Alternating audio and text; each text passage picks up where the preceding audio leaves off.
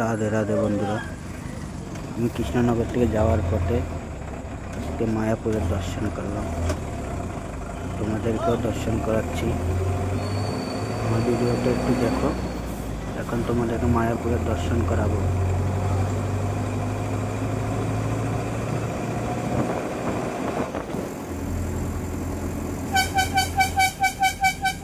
এই যে বন্ধুরা, গৌরাঙ্গ ব্রিজ,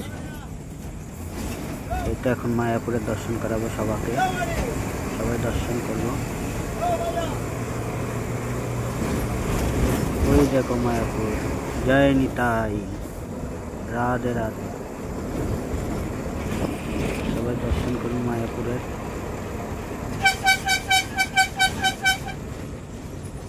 জয় নিতাই।